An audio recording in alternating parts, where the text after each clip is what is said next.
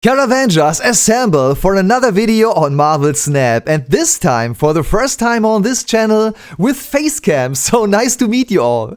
In this video I want to talk about the question, should I play Captain Marvel or should I play the Vision? Let's take a look at the cards first. We have the Vision, it's a pool 2 card with 5/7, you can move this card each turn. And then we have Captain Marvel, it's a pool 3 card with 5/6. At the end of the game, move to a location that wins you the game, if possible. And both cards provide similar stats, and as soon as you unlock Captain Marvel, you will ask yourself the question, should I play Captain Marvel or should I play the Vision? And in my opinion, there's a rule of thumb which will help you decide if you want to play Captain Marvel or if you want to play the Vision to make the most of their effects. So without fear guys, let's dive right into it.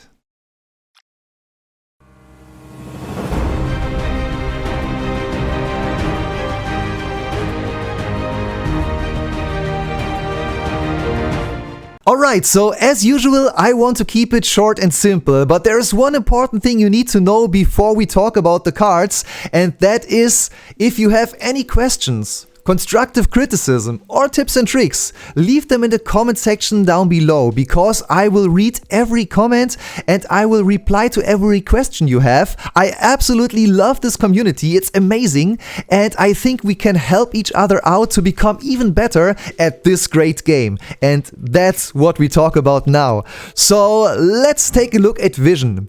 You can move this card each turn. It's basically a stronger version of Nightcrawler, right? But you can move it each turn, not only one turn. And then we have Captain Marvel. At the end of the game, move to a location that wins you the game if possible. So the basic rule of thumb in which situation or which deck you want to play Captain Marvel or Vision is, whenever you need the movement during the final turn or before the final turn, then you want to play Vision. If you need the movements after the final turn, then you want to play Captain Marvel. And what I mean by that, I will show you now. Aside from playing mind games with your opponents, there are clear advantages of being able to move your card each turn. And one of them is the bar Sinister location. When you play a card here, fill this location with copies of it. Which means that if you play the Vision into bar Sinister, you will have 4 Visions and you can move them away next turn and fill the bar with another card. And you can move 4 Visions into any locations where you think that it will win you the game. If you play Captain Marvel into bar Sinister, then you will also have 4 Captain Marvels. But every Captain Marvel will stay in the bar Sinister until the end of the game, and each Captain Marvel will check individually if she can win you the game if she moves. So for example, if 4 Visions in one location could win you the game, then you can just move 4 Visions into that location. But if 4 Captain Marvels could win you the game, then 1 Captain Marvel will check if 1 Captain Marvel is enough to win you the game. And if 1 Captain Marvel isn't enough, then she will not move. And each Captain Marvel will come to the same conclusion. They will not add up. They don't know that they can add up to fill a location.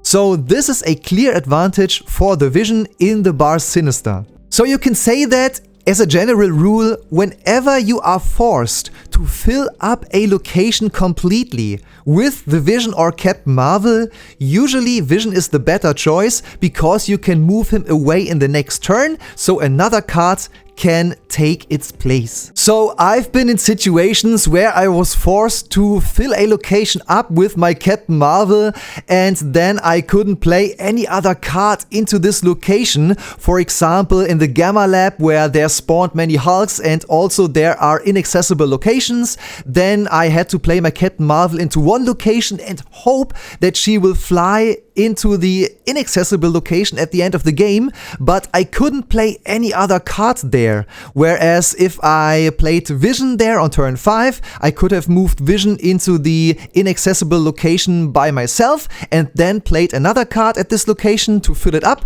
maybe even play Shang-Chi to kill the opponent's Hulks, and this would have been a great advantage for Vision over Captain Marvel. The ability to move the Vision each turn also provides a protection against certain cards.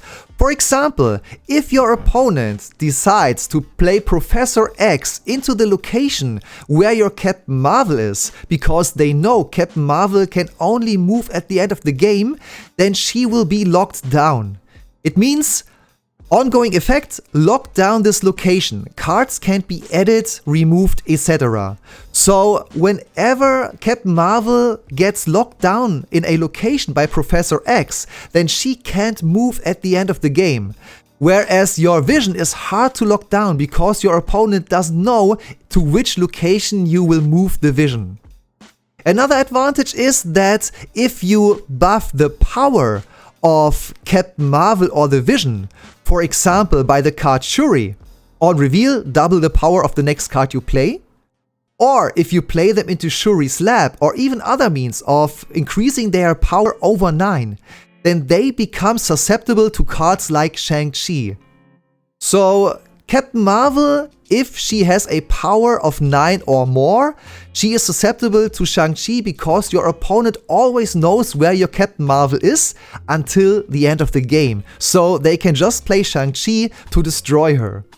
Whereas the Vision can be moved each turn, so your opponent can try to read where you will play your Vision or where you will move your Vision next turn, but it's much harder to target a buffed up Vision with a card like Shang-Chi than it is to target a cards like Captain Marvel with cards like Shang-Chi. So those are the clear advantages you have by being able to move your cards during or before the final turn.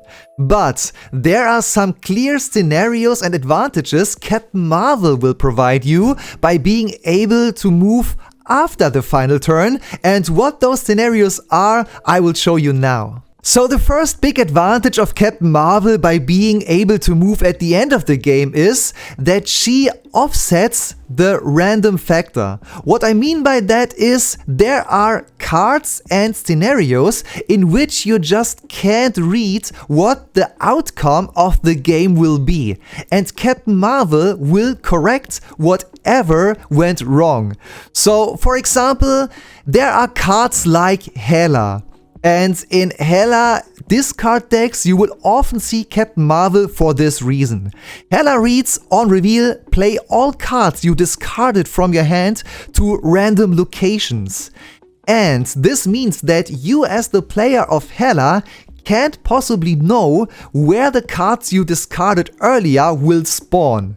So if you discarded Captain Marvel earlier or played her earlier, then neither you nor your opponent can know where the cards you will summon with Hela will spawn, and then Captain Marvel can fly to the location where that little bit power is needed to win you the game. Other cards or decks that revolve around those cards, which make great use of the ability of Captain Marvel to move at the end of the game, are for example cards or decks revolving around Lockjaw. When you play a card here, swap it with a card in your deck, or cards like Jubilee. On reveal, play a card from your deck at this location. So whenever neither you nor your opponent can know the outcome of the game or the final turn, then Captain Marvel makes sense because she offsets the factor that both of you don't know what's happening, so she can act afterwards. But wait, there is more. So we all agree that Captain Marvel and Vision both are very good at moving into inaccessible locations. But here's the difference. The Vision you will have to move into an inaccessible location during the final turn or earlier. But there are situations where, for example, when you draw the Vision during your final turn, then you can't move him into an inaccessible location. But Captain Marvel will automatically move into an inaccessible location if it wins you the game, even if you play her during the final turn. And this is very important, especially if you play cards that can create inaccessible locations. For example, if you play the Scarlet Witch, which could create inaccessible locations. Or if you play Storm, which also can create inaccessible locations, then it might be better to take Captain Marvel with you instead of the Vision. For example, if you play Storm and you draw the Vision or Captain Marvel in turn 6, then Vision can't access this inaccessible location because you played him in turn 6, but Captain Marvel still can. And in today's meta, by the time while recording this video, many players play Storm. So Storm can flood a location which makes it inaccessible, and if both players play Storm into two different locations, which happens a lot, or you play Storm into a location while another location already is inaccessible, then there is only one location where you can play a card.